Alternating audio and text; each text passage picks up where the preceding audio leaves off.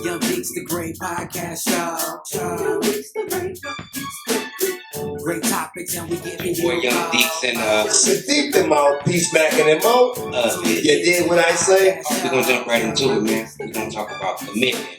Let's elaborate on it. In locker room terms, a lot of guys, man, are afraid of that word, man. They're afraid to commit to not only a commitment when as it relates to other people, but to commit to their own commitments. You hear what I say? Well, I'm glad you said that because it's the state of quality of being dedicated to a cause or activity. Come on.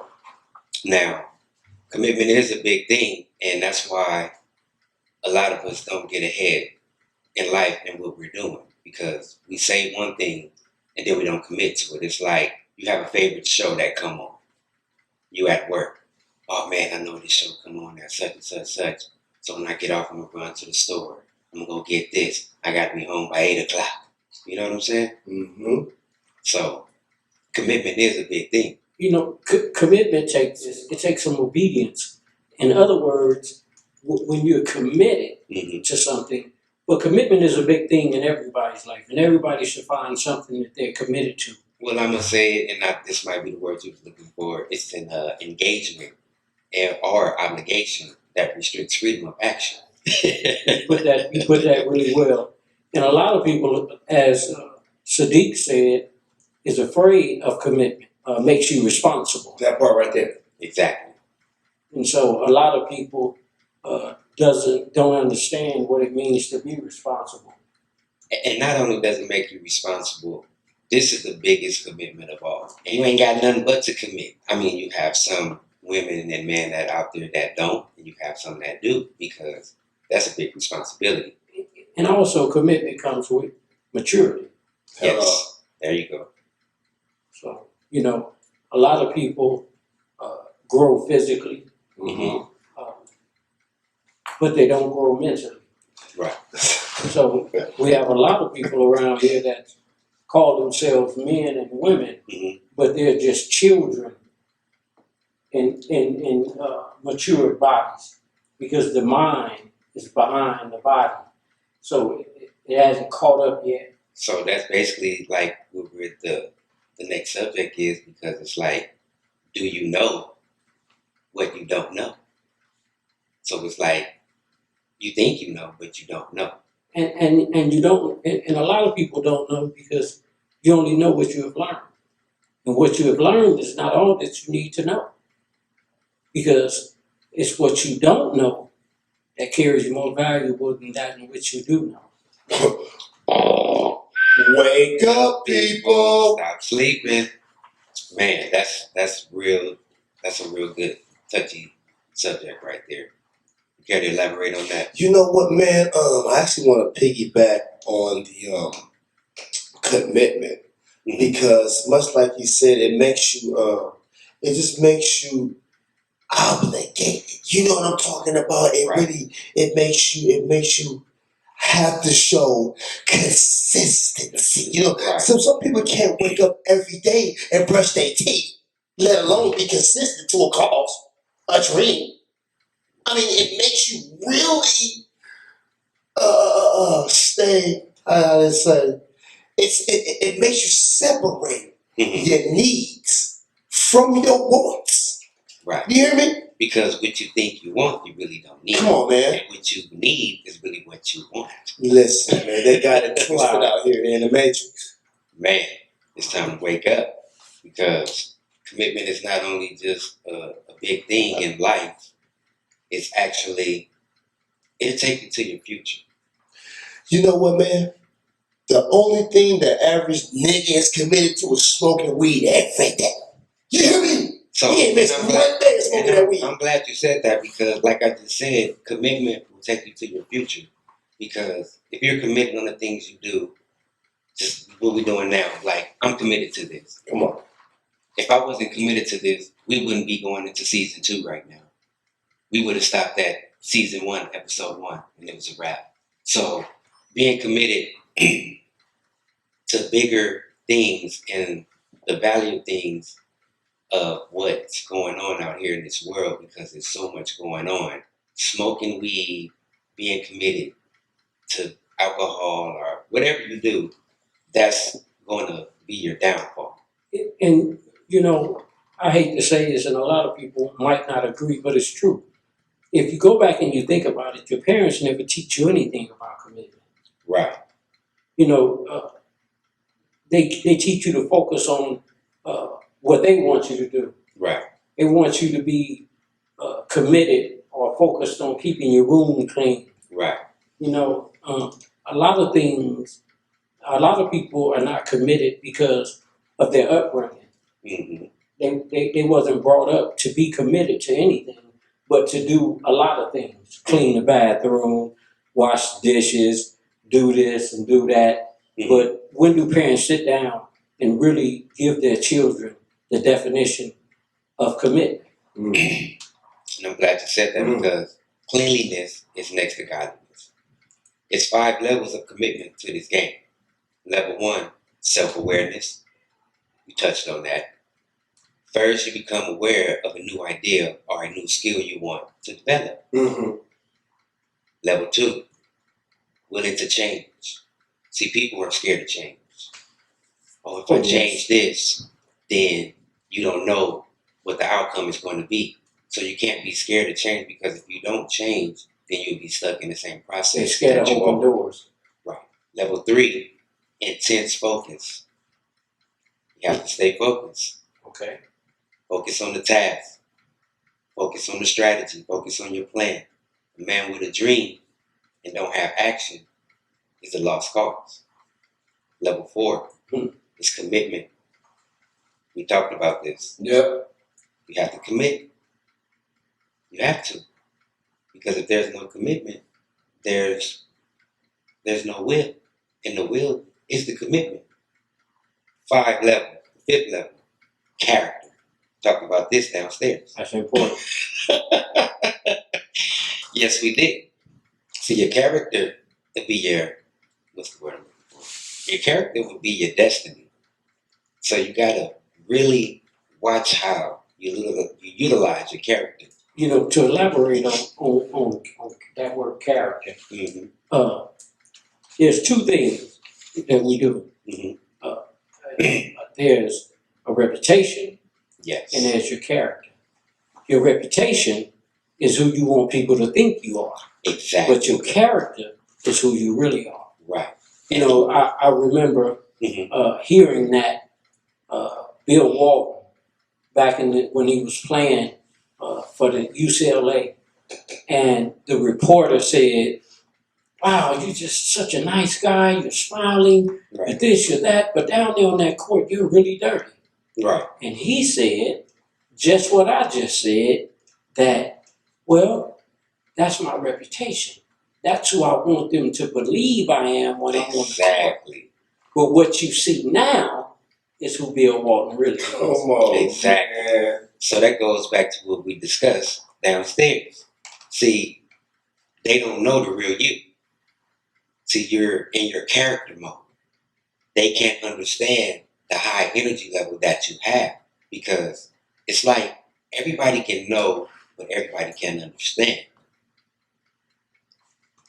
This is what I'm doing. It's a whole different character right here. Now, when I'm out on that stage or doing what I'm doing, that's a whole different character. When I'm on that bus, that's a whole different character. And to elaborate on that, when you're on that bus Mm-hmm. and when you're on that stage, Mm-hmm. you're creating that reputation. Exactly. You want a person to know, I'm with this. Exactly. You see? And your character, when you get off that bus, that's when your character takes place. That's when you become who you are. Right. Because on that bus and on that stage, you have to have a certain persona, Yes. you know, and people are gonna know you by that. Yeah, man. We back. You know what I'm saying? Just have to take a little intermission real quick. But we're going to jump right into it, man. Christ was totally committed to the will of his Father. Elaborate on that. When you look at Christ, and when you say he was totally committed to the will of the Father, he told the Pharisees and the Sadducees about not look. He says, to them that the things that I do not do of myself, Mm-hmm. but the things of my Father. He was saying, what you see me doing is the will of my Father and not mine. Right. I didn't come to do my will, I came to do the will of the Father. Right. And I came to live and walk in that will. Right. So that you may have an example of my Father's word through my behavior. That's neat. You see, one thing we must understand about the will of God that we don't understand. And I had said before that if you ask the average person what's the most important person on earth, Mm-hmm. you see you get a lot of different answers. But the most important person on earth is understanding. The Bible says that knowledge is supreme, Mm-hmm. but at all costs, get an understanding. Me being me and what I do, I'm that motivator, that energizer bunny, you know what I mean? I just want people to understand and recognize what the real source and the real power is, because of you that's under us, they're lost. And I was looking earlier today on the Facebook page, and they are now, and I want to say it's in Philadelphia and a few other states, they are bringing the satanic worship into the schools. Wow. Yes. I've learned that today before I came onto the show. This is the thing. Satan basically promised God that he would do these things. Yes. A lot of people have a problem, believers and non-believers, Mm-hmm. with the will of God is because they don't want to divorce the world. Right. You see, a lot of people don't know what the will of God is because they don't know what's written. For an example, in Matthew chapter 4, Mm-hmm. when Christ came out of the wilderness of Judea, where the food was so repulsive, it would make you throw up. Right. And the water was undrinkable. And he Right. was thirsty and he was hungry. And the adversary said to him in the first temptation, Mm-hmm.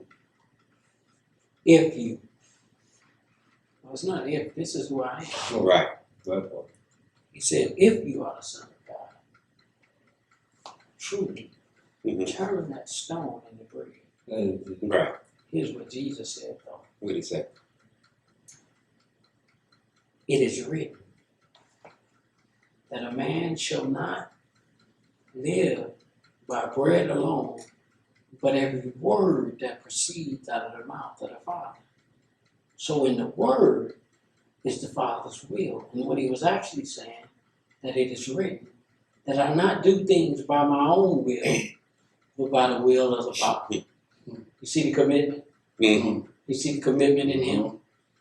Because he didn't come to reign or to rule. He came simply as a servant. Yes. That's deep, because I'm looking at some information right here, and it says, what does God say about commitment?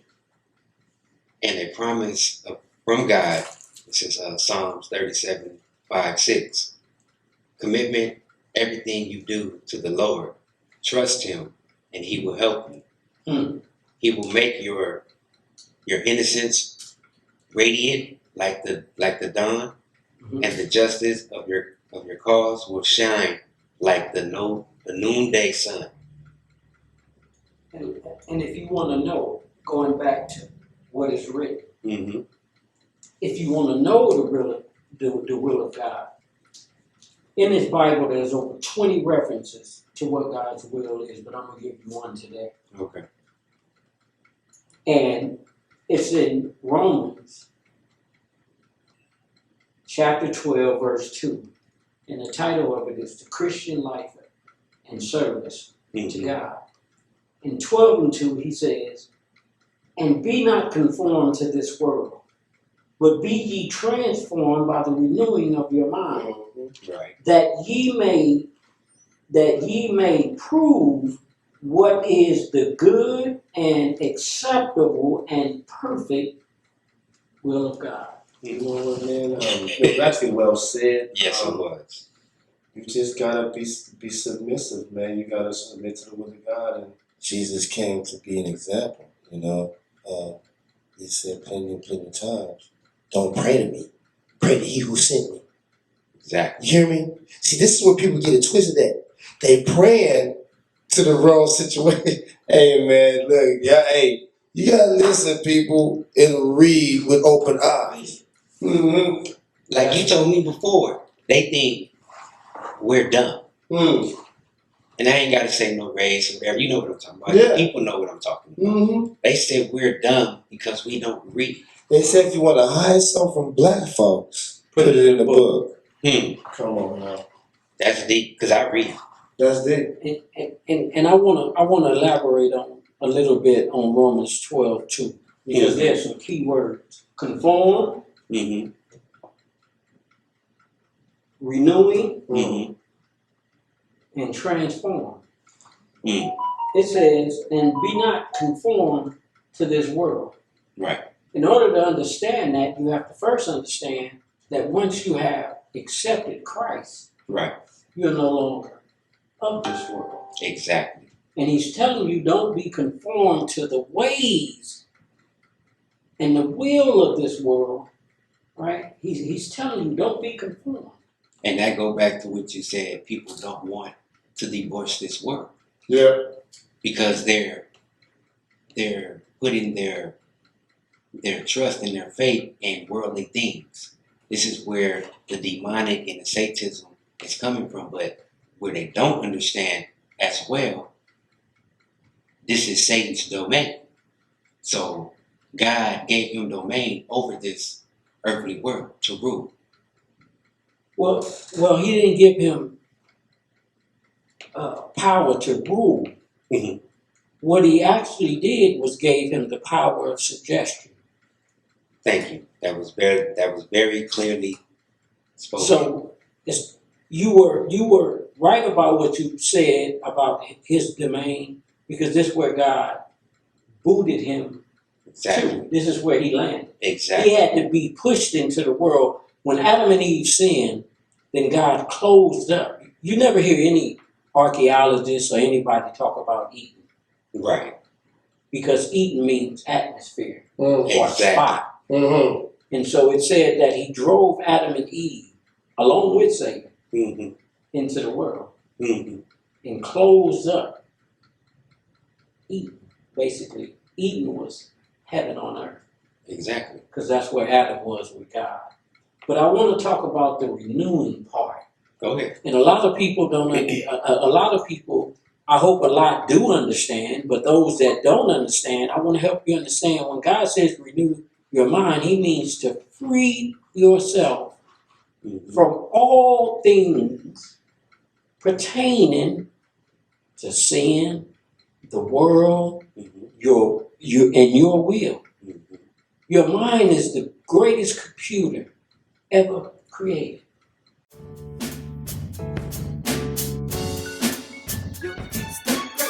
YoungDeeTs, the great podcast show. YoungDeeTs, the great. Great topics, and we giving you more. YoungDeeTs, the great. Tune in to the podcast show.